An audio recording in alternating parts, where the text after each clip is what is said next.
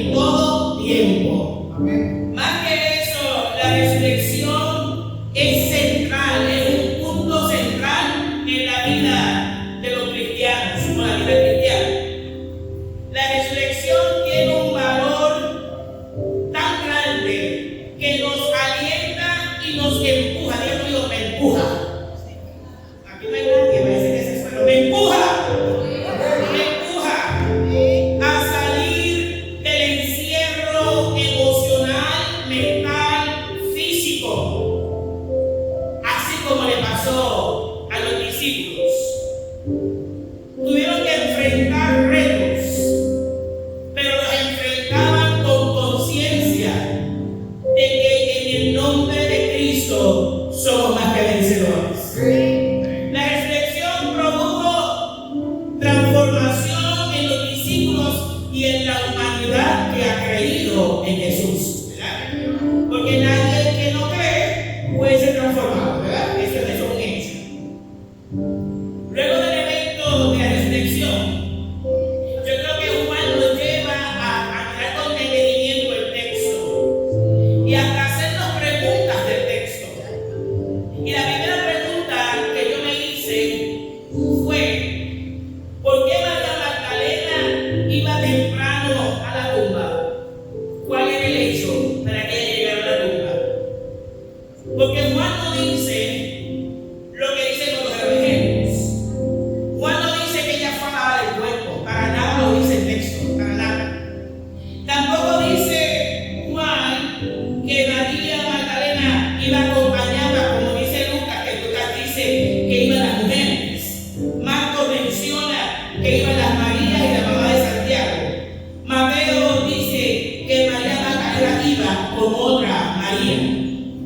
Juan solo menciona a María Magdalena. Esto nos hace pensar por qué fue entonces María Magdalena.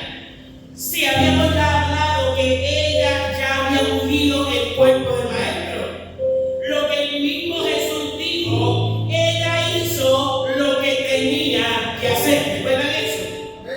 En realidad hay muchas posibilidades y entre ellas el mito de que el espíritu de los muertos vagaba alrededor de la tumba 3 días. Pero Juan tiene dos términos que hay que tenerlos de cerca. Porque Juan utiliza las palabras oscuro y oscuridad. Y enfocando la oscuridad en el entendimiento entenebrecido que existía en ese momento en María Magdalena, a pesar de las experiencias vividas con el Señor. Y pensar que ella, luego de haber convivido con el Señor y tener una experiencia de un toque único, hace que ella tiene ese pensamiento del mito de la temporada o de la aparición, como que no hace sentido, ¿verdad? Es como yo pensar que mi mamá me visita después que se murió, cuando yo tengo conciencia que los muertos, ¿qué? No vagan para nada, eso no existe. Por otro lado, la pudo haber motivado el no olvidar el favor de Jesús a su vida. Y no podemos negar que María Magdalena tenía una alta devoción por Jesús. Por eso mismo, por el milagro que había hecho. Otro punto pudiera ser relevante es que ella quería asegurarse que a pesar del poco tiempo que tuvo Arimatea y tuvo Nicodemo para llevar con el asunto de la crucifixión y bajarlo y ponerlo en la tumba, ella quería estar segura de que todo estaba bien. Otro punto de este término de oscuridad y oscuro, sin olvidar nosotros que también la oscuridad representa la tristeza, el miedo, el desasosiego, la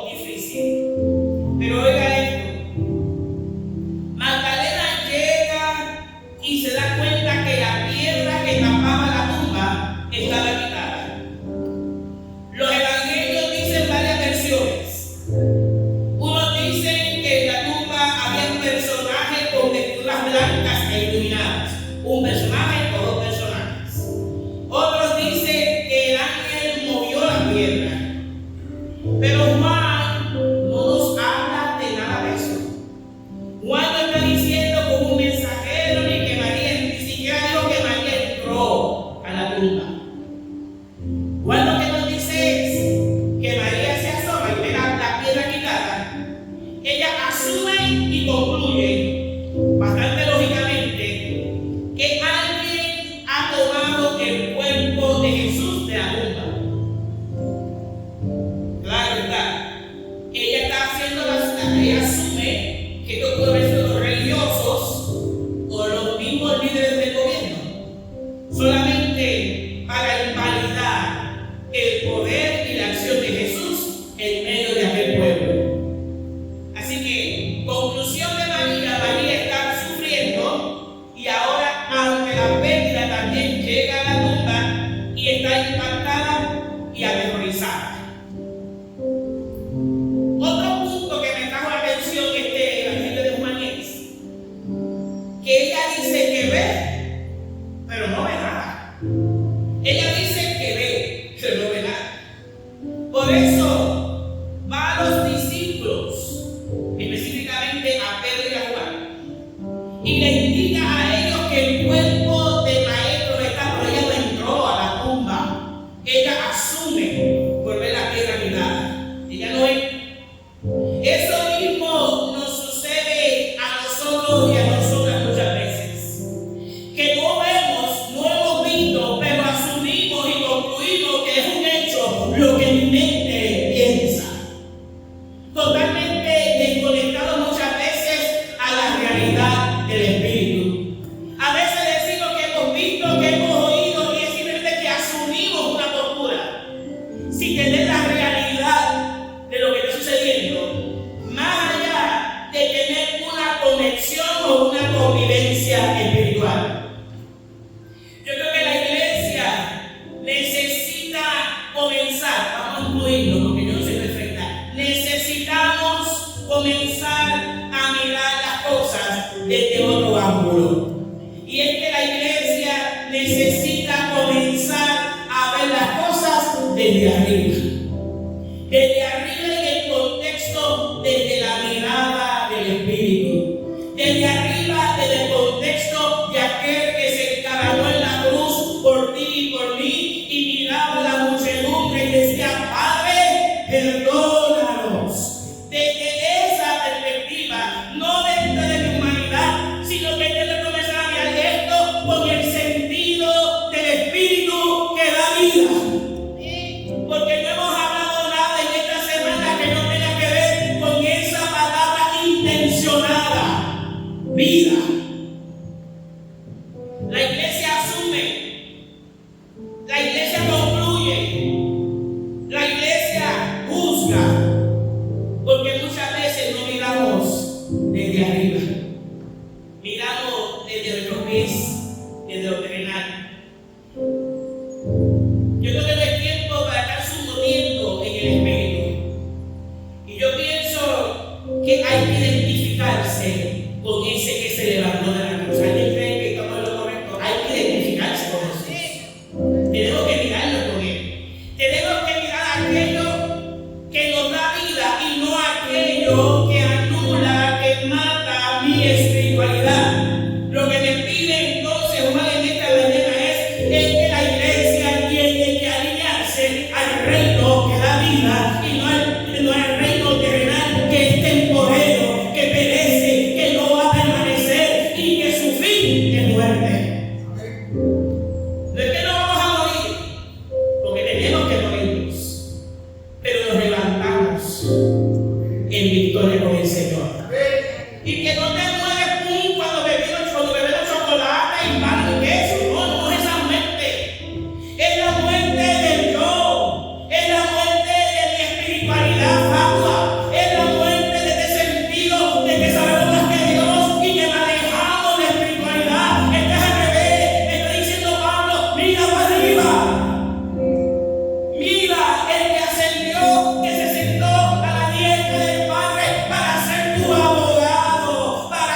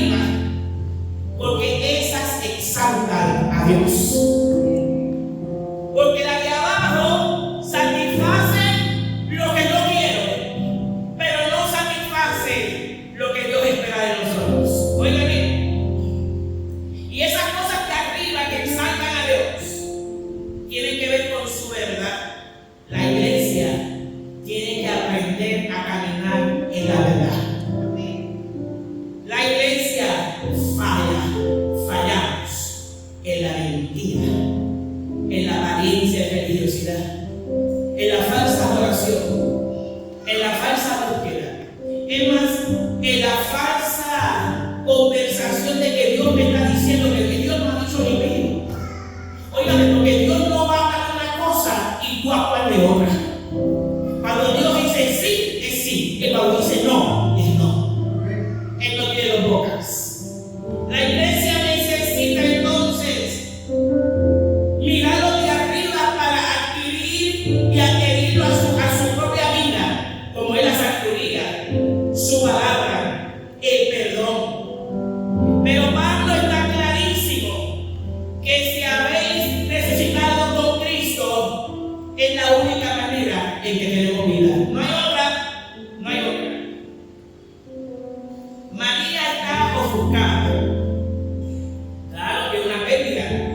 Y se le olvidó, porque eso es normal, somos humanos, se le olvidó las promesas, se le olvidó los diálogos de 3 años, se le olvidó que el Padre hizo un milagro en ella que podía hacer otro milagro más grande que ese. Y a nosotros se nos olvida todo lo que Dios hace con nosotros, se nos olvida que si hoy no estoy viva es por la misericordia de Él, se nos olvida que si hoy tengo salud o la tengo como la tenga, es porque Él me ha dado vida y me dio vida en abundancia.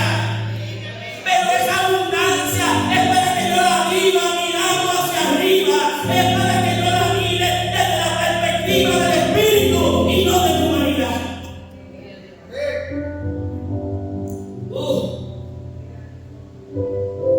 María fue de Pedro, era el líder, tenía que ir donde él.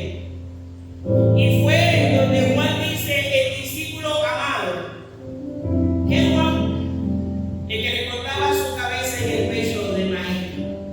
El de un cochinche, cuando quiere ayuda. El de un chismecito bíblico. Dicen los escritos que la gente tenía controversia con este liderazgo de Juan y el liderazgo de Pedro.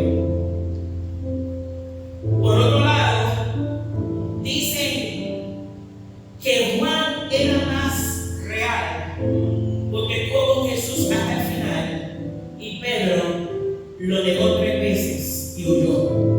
Esta era la controversia, pero eso es una razón, porque eso no hay cómo evidenciar esa realidad. Simplemente un dato chismoso bíblico para toda la vida. ¿Ok?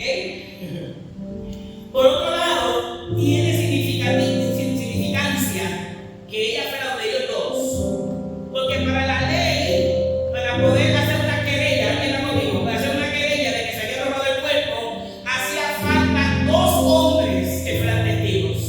Por eso Pedro y Juan eran los testigos que podían ir a alegar que se había robado el cuerpo del maestro. Porque María no tenía ni voz ni voto.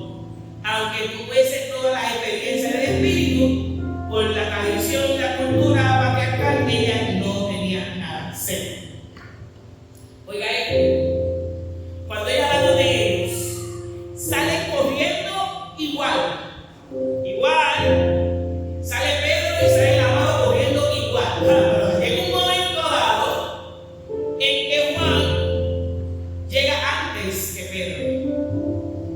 Y Juan se piensa, más allá del chisme que le conté, la competencia, se piensa que Juan en sí llegó por el amor tan grande que tenía por el maestro, que llegó primero. Otros dicen que era más joven, que era más ágil, así que podía llegar primero. Si corre conmigo, yo no llego ni a la mitad de lo que ellos corrieron, jamás. Así que yo llegaría en último lugar, pero llego. Aunque sea última, pero llego. ¿Verdad? Oiga esto. Juan llega primero, pero no entra a la tumba. Se queda afuera. Y en eso llega Pedro en el mejor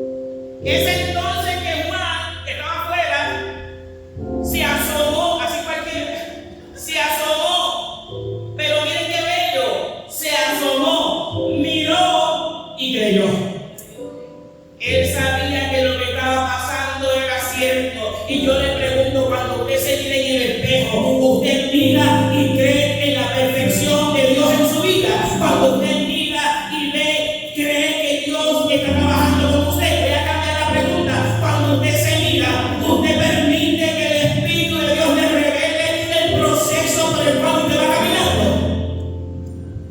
Y lo que pesa ese proceso. Y lo que duele el proceso. Porque este miró y creyó, pero eso no limita la pérdida. También estaba dolido. Se murió su maestro. Pero oiga esto, esos lienzos y sudarios tenían su porqué. Tenían que estar planchaditos como estaban. Estaban como las películas, planchaditos. Oiga esto, tener los sudarios allí bien doblados y los lienzos habla de que nadie se robó el cuerpo. Nadie se lo robó. Porque los sudarios y los lienzos eran costosos, ¿sabes? Así que ningún pillín iba a estar allí a perder el tiempo a quitar esas ropas para robárselas y dejar evidencia, y mucho menos los líderes religiosos querían ser acusados. ¿Ok? Así que ese lienzo me dice a mí que hay vida en Jesús.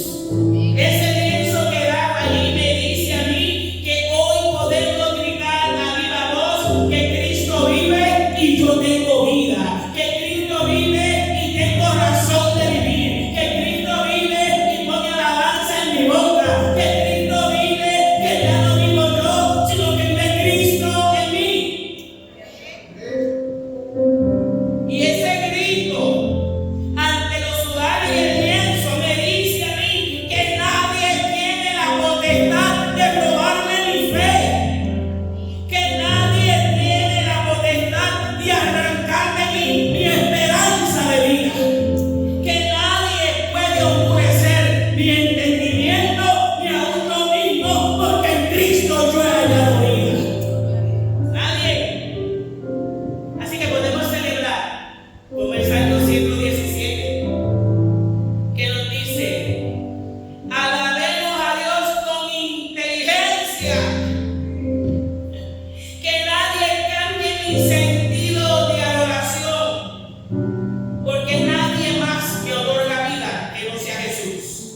El salmista nos está invitando no a nosotros, al mundo, a la nación, a que la iglesia le inyecte una alabanza de vida. ¿Alguien cree que Dios es digno de alabanza? ¿Alguien lo cree? ¿Se atreve a decir un aleluya por lo menos? ¿Se atreve? Creer en la expresión iglesia hace realidad que nuestro mundo sea reinado y dominado por el resucitado del mundo, de las naciones, Jesucristo.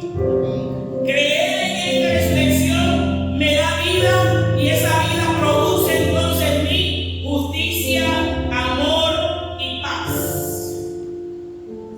Otra importancia de los lienzos es que si el cuerpo no está, Él resucitó. Si el lienzo no está y está la tumba tan organizada, no pasó nada de lo que María se imaginó. Nada. ¿Sabe qué pasó? Se cumplió la palabra de Dios en la resurrección de Cristo. Eso fue el incidente que ocurrió. Y además, si alguien tuviese duda de eso, con los lienzos y los sudarios, vamos a hacer memoria cuando Jesús resucitó a Lázaro. Él le dijo: Lázaro, ¿qué? Vente, ven fuera. Pero Lázaro salió atado. Y fue Jesús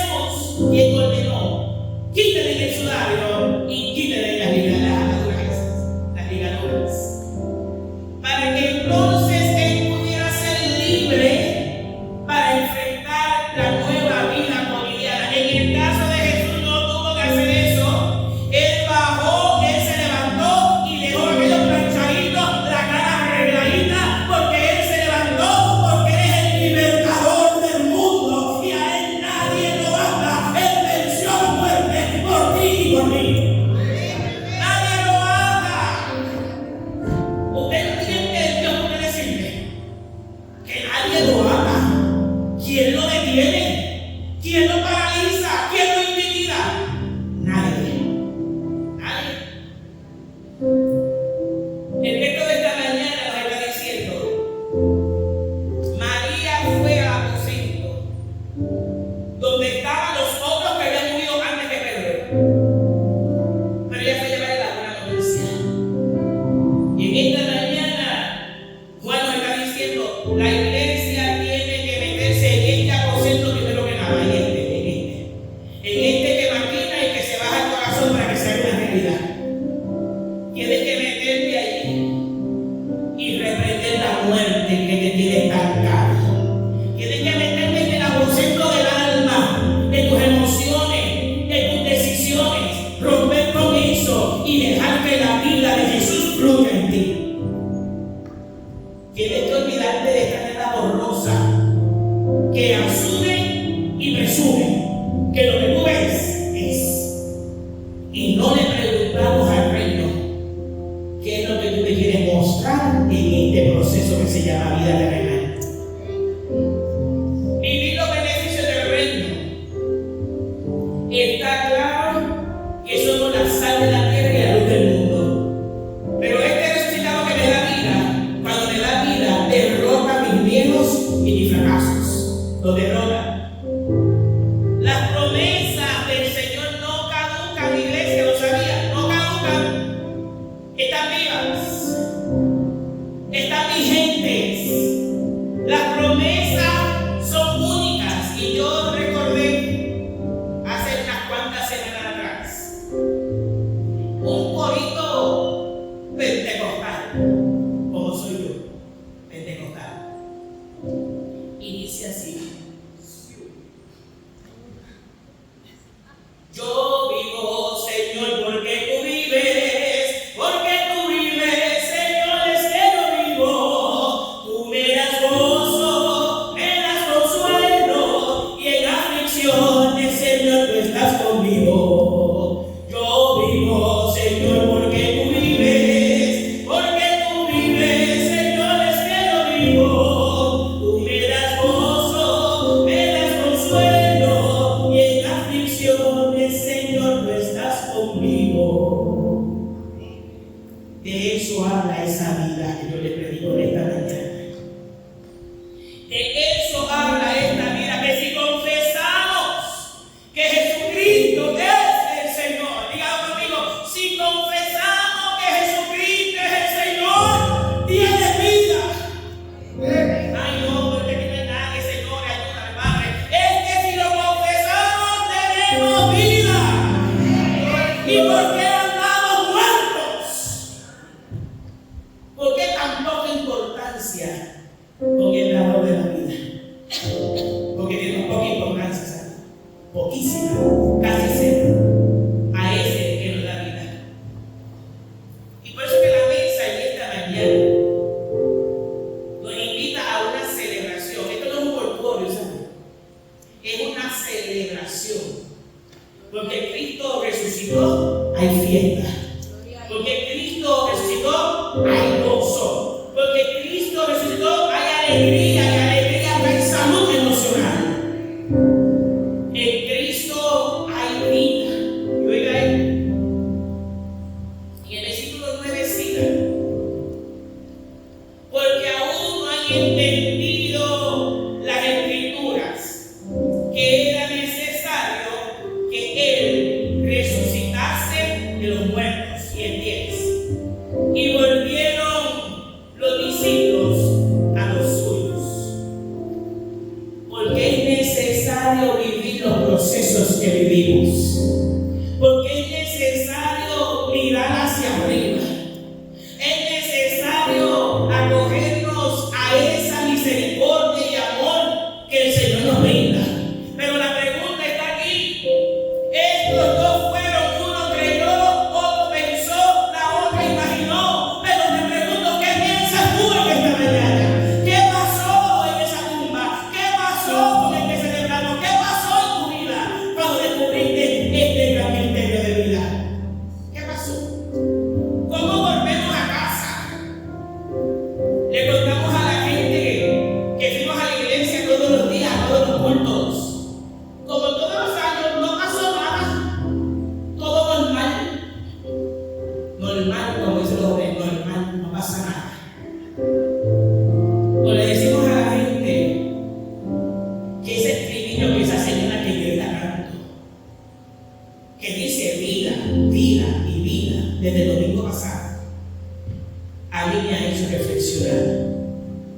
en que andaba muerto y hoy Cristo me resucitó.